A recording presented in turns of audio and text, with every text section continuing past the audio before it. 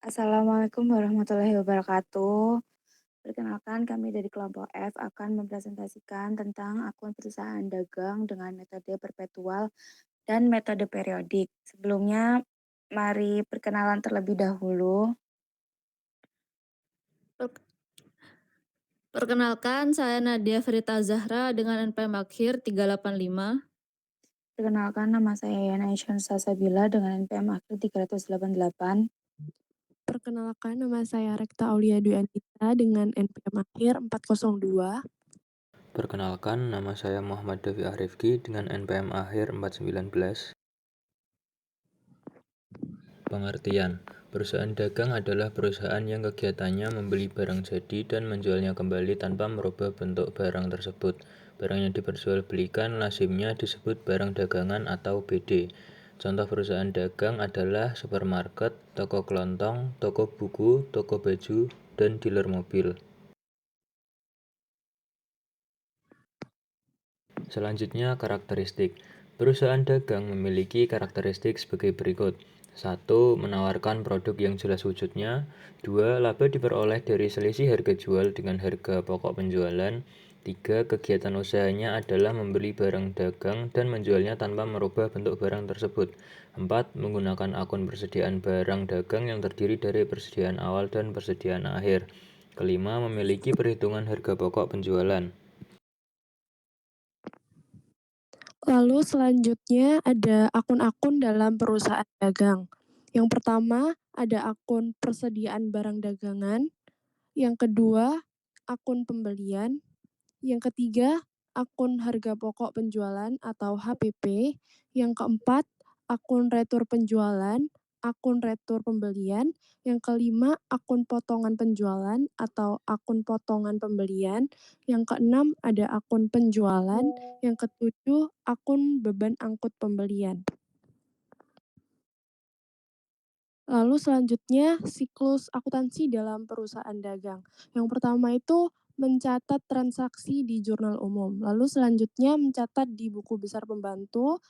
Yang ketiga ada membuat neraca saldo belum disesuaikan.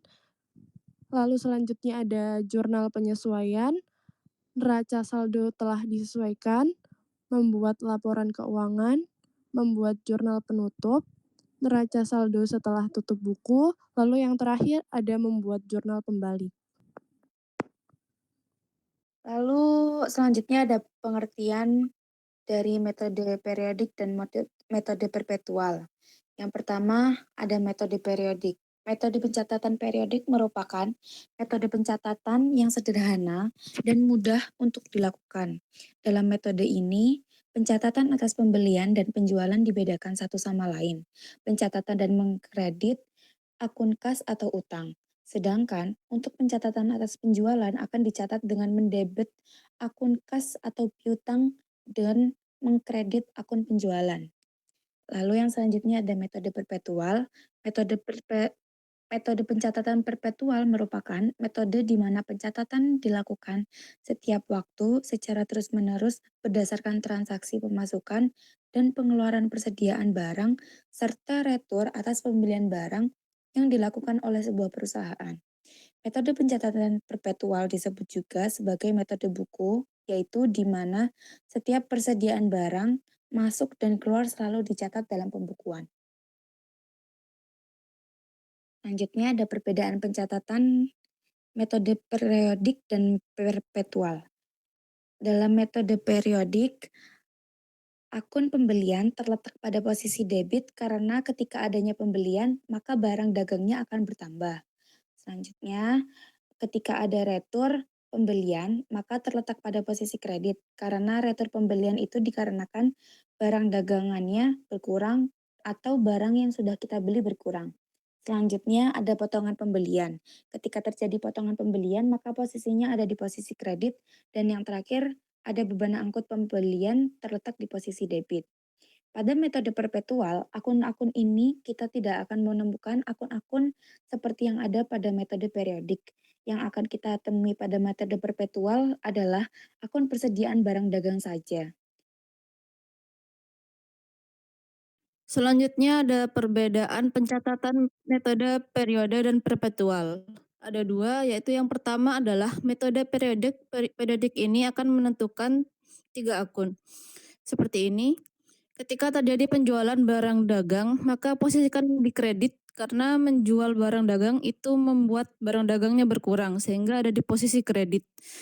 Sebaliknya, ketika terjadi transaksi retur perjualan dan potongan penjualan barang yang sudah dijual lalu dikembalikan, maka barangnya akan bertambah sehingga retur penjualan dan potongan penjualan ada di posisi debit. Yang kedua yaitu pada metode perpetual, akunnya masih sama dengan metode periodik, tapi yang membedakan adalah ketika terjadi penjualan, maka diikuti dengan jurnal penambahan HPP dan pengurangan PDB. Selanjutnya rektor penjualan, maka diikuti dengan jurnal penambahan PBD dan pengurangan HPP. Terdapat soal yang diminta untuk diselesaikan menggunakan metode perpetual dan metode periodik. Soal 1 itu pada tanggal 1 Maret dibeli barang dagang senilai 8 juta dengan terminan 4/10 N/30 dari toko Dewi. Nah, pada tanggal 1 itu debitnya yaitu pembelian dan kreditnya utang dagang sebesar 8 juta. Dan di metode perpetual itu debitnya persediaan barang dagang dan kredit utang dagang masing-masing 8 juta juga. Dan terdapat catatan di samping kanan yaitu yang nama tokonya dan terminannya. Karena apabila ada pelunasan, pelacakannya lebih mudah. Soal nomor 2, 3 Maret dijual barang dagang senilai 4,5 juta, diterima tunai 20%-nya, sedangkan sisanya dengan syarat 2/10 N/30. Harga pokok yang dijual adalah Rp3.800.000. Penjualan dilakukan kepada toko Rani. Sehingga ditulis pada tabel periodiknya yaitu debitnya kas sebesar 900.000 dapat dari 20% dikali 4,5 juta. Karena yang diterima tunai hanya 20% dan sisanya piutang dagang sebesar 3,6 juta dengan keberhasilan penjualan barang sebesar 4,5 juta. Untuk dalam metode perpetual sama seperti metode periodik di 3 akun atas dan hanya perlu menambahkan jurnal harga pokok penjualan sebagai debit dan persediaan barang dagang berkurang sebesar 3,8 juta. Selanjutnya pada 4 Maret dikeluarkan nota debit untuk barang yang dikembalikan sebagian besar atas pengembalian 1 Maret yang lalu yakni 500.000.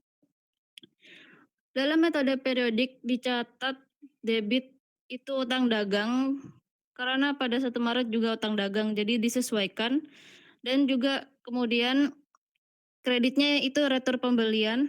Untuk metode perpetual tidak ada retur pembelian tapi yang ada itu persediaan barang dagang. Sehingga kredit dan sehingga ditulis sebagai kredit dan debitnya itu adalah utang dagang. Pada tanggal 5 Maret dibayar ongkos angkut atas barang yang dibeli senilai 80.000. Untuk tabel periodik itu debitnya akun pembelian dan kreditnya adalah kas. Sedangkan di metode perpetual akun persediaan barang dagang sebagai debit dan kreditnya adalah kas. Pada tanggal 7 Maret dibeli barang dagang sebesar 5 juta, dibayar tunai 2 juta rupiah. Sisanya dengan terminan 2/10 N/30 dari toko Susan. Untuk tabel periodik, barang dagang bertambah dan debit pembelian. Lalu kreditnya kas dan utang dagang bertambah menjadi 3 juta. Itu didapat dari 5 juta dikurangi 2 juta. Untuk metode perpetual sama juga seperti itu, tapi tidak lupa ditulis toko dengan terminan 2/10 N/30. Pada tanggal 8 Maret dikeluarkan nota kredit untuk retur sebagian barang yakni senilai 200.000 dari penjualan toko Rani. Harga pokok penjualan sebesar 168.000. Nota kredit itu kebalikan dari nota debit karena nota kredit itu termasuk retur penjualan dan nota debit itu retur pembelian sehingga dalam metode periodik retur penjualan ada di posisi debit dan Posisi kreditnya adalah piutang dagang yang didapat dari toko Rani. Untuk metode perpetual sama dengan periodik 2 akun di atas di metode periodik, dan tidak lupa ditambah akun dari harga pokok penjualan dan PBD. Karena PBD-nya bertambah, jadi termasuk debit. Pada tanggal 10 Maret dijual lagi barang dagang kepada toko Bina seharga 6 juta dengan terminan 2/10 N/30 dengan harga pokok sebesar 5,5 juta. Untuk di tabel periodik, harga pokok tidak berpengaruh sebagai debit, sehingga piutang dagang dan kredit adalah penjualan.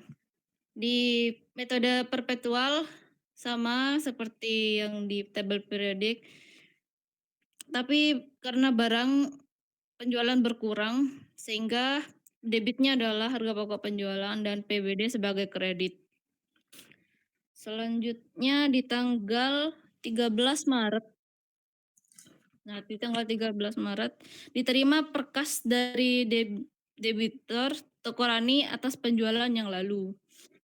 Bisa dicek di toko Rani punya piutang 3,6 juta, tapi tanggal 8 piutang dagang berkurang 200.000 sehingga yang tersisa hanya 3,4 juta. Dalam metode periodik itu piutangnya ada di posisi kredit dan apabila pelunasan ada potongan atau tidak atau masih berlaku atau tidak dapat dilunasi 10 hari akan mendapat potongan 2%. Sehingga 3,4 juta dikali 2% itu sama dengan 68.000. Sehingga uang yang didapat perusahaan sebesar 3.332.000. Dan untuk metode perpetual itu sama persis, tidak ada bedanya. Lanjut di tanggal 15 Maret dibayar perkas kepada debitor atas pembelian 1 Maret yang lalu. Di tanggal 1 Maret harus bayar utang dagang ke toko Dewi dengan total utang dagang 8 juta. Dan retur pembeliannya dikurangi menjadi 500.000 sehingga utang akhirnya adalah 7,5 juta. Karena sudah terlewat 15 Maret maka mereka harus membayar penuh 7,5 juta. Dalam metode periodik itu dicatat utang dagang sebagai debit dan kas sebagai kredit tanpa mendapat potongan. Untuk metode perpetual juga sama, tidak ada beda. Selanjutnya di tanggal 17 Maret itu diterima kembali sebagian barang yang dijual pada 10 Maret yakni sebesar 1 juta. Harga pokok penjualan sebesar 800.000. Barang itu bertambah karena diterima kembali barang yang dijual sehingga ditulis metode periodik rektur penjualan sebagai debit dan piutang dagang sebagai kredit. Untuk metode perpetual sama tapi ditambah akun debit PBD serta akun kredit HPP kepada toko Bina. Selanjutnya ada tanggal 20 Maret diterima perkas atau penjualan 10 Maret yang lalu. Pada 10 Maret itu di toko Bina piutang awalnya 6 juta dan retur penjualannya 1 juta. Sehingga dikurangi piutang toko Bina hanya melunasi sebesar 5 juta saja. Karena terdapat potongan 2% maka 5 juta dikali 2% sama dengan 100.000. Sehingga debit kas menjadi 4.900.000 dan potongan penjualan sebesar 100.000. Dan terdapat piutang dagang 5 juta sehingga perpetual di metode perpetual itu sama. Selanjutnya tanggal 25 Maret dibayar utang kepada kreditur atas pembelian 7 Maret yang lalu. Di tanggal 7 Maret sehingga di tabel periodik itu utang dagang sebesar 3 juta dan kasnya juga 3 juta. Untuk di tabel perpetual Kas juga 3 juta dan penjualan juga 3 juta. Yang terakhir itu pada tanggal 29 Maret dijual barang dagang secara tunai sebesar 3 juta dengan harga pokok penjualan 2,2 juta. Untuk di tabel periodik, ya harga kasnya di 3 juta di debit dan kreditnya penjualan juga 3 juta.